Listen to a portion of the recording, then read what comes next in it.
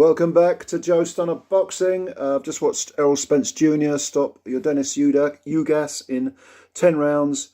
It was going in, it was an intriguing fight because, of course, Spence not only had that horrendous car accident where somehow he survived it, he got flung from the car.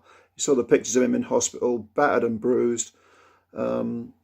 Then there was the comeback fight and with Garcia and the detached retina, which is always a worry for any fighter. Is it going to repair perfectly? Is it going to be on his mind? You know, what psychological effect does all this stuff happen? Well, that was the big question mark. And to be honest, Spence answered everything in the affirmative. He really did look very, very good. He normally starts very slowly, and in the first round, he was a little bit busier than usual. Not much in the first round. You know, maybe give it to Spence, but it could be either way. I don't know. It was one of those feeling out rounds. Yeah. But in the second round, from the second round onwards, there was definitely a purposefulness about Spence. He really went about his work with a lot of urgency. It's almost like he'd had a look and he thought, okay, second round onwards, here we go. And he was firing a lot of punches, a lot more punches than he normally does, at a very frenetic pace. Body punches especially. He was really working the body like, I don't know about a shoe shine, but it was close to it. And noticeably, and I thought rather tellingly, I thought, this is interesting. For the first 5 rounds, Ugas didn't take a step backwards. Even though he himself was landing the occasional punch, but he was massively being outworked.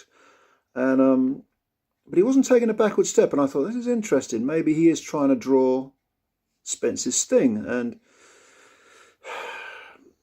Spence, you did wonder whether he could keep that up because he'd been out of the ring for 17 months. So, and with the eye operation, you were thinking, can he do this for 12 rounds at this pace? Then we come to the 6th round and something interesting happened because an uppercut from Ugas knocked Spence's gum shield out. And Spence would later claim that he thought the referee had said stop boxing because he appeared to look down at the canvas as if he was looking for his mouthpiece. The referee hadn't said stop boxing. So Ugas did what any good fighter should. Clocks him with I think it was a 1-2. It was a left hand, right cross. And suddenly Errol is sagging on the ropes and a little unsteady on his legs, and Ugas tears after him. Lawrence Cole, the referee, stopped the fight to put the gum shield back into Spence's mouth. It wasn't the most opportune time to do it. Should have, you know, waited for a lull in the action, I would have said, but I thought that was the rule, but apparently not. And Spence got out of the round, and he was stung, he was buzzed, you know, he wasn't completely on rubber legs, but clearly those, you know, that little mishap where he just seemed to switch off and Ugas clocked him with a 1-2, that clearly had an effect. But in the 6th round, Spence behaved like all great champions do, and he came back, and this time he was the one stinging Ugas, and there was a left uppercut, I think it was, that landed bang on Ugas's right eye. And instantly Ugas winced, and for the first time, I think actually there'd been a few punches that had perturbed him before that.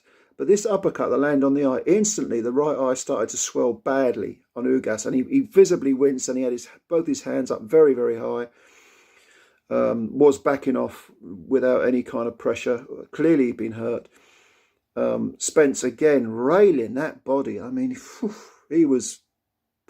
Don't get me wrong. The head punches were also forthcoming, but the body work.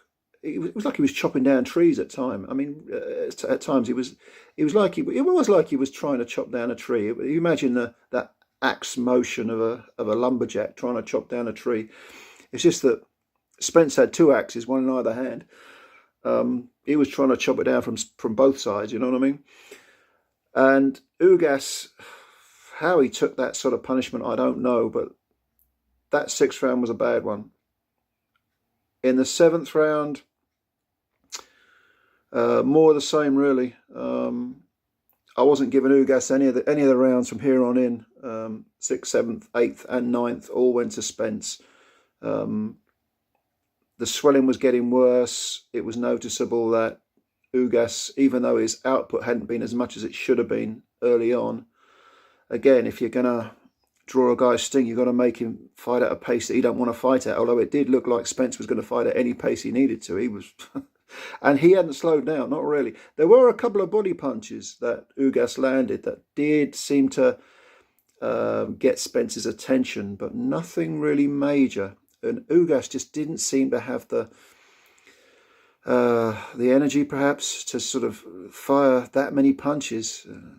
There was just too much had been drained out of him, basically.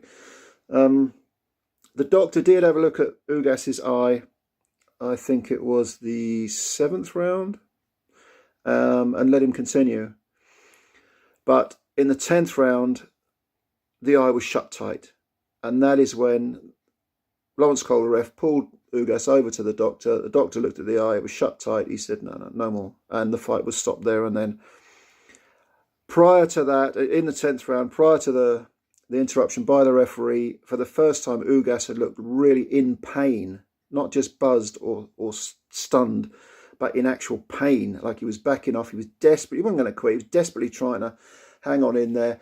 Spence as relentless as ever, and I think, to be honest with you, it was an act of mercy to stop that fight. And Ugas complained because he's a warrior. He complained, but no complaint at all with the stoppage not from where I was watching it anyway. So Spence is now the WBA, WBC and IBF world champ, unified champ. The one man standing, the one man in front of him is Terence Crawford. And in the post-fight interview, Spence called him out.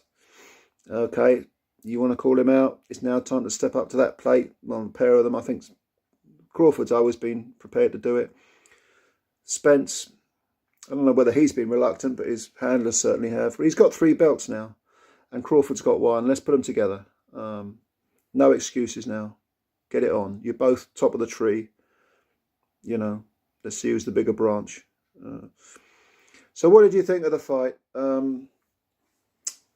I thought it was a really good performance, all things considered, by Spence. I think he answered a lot of questions.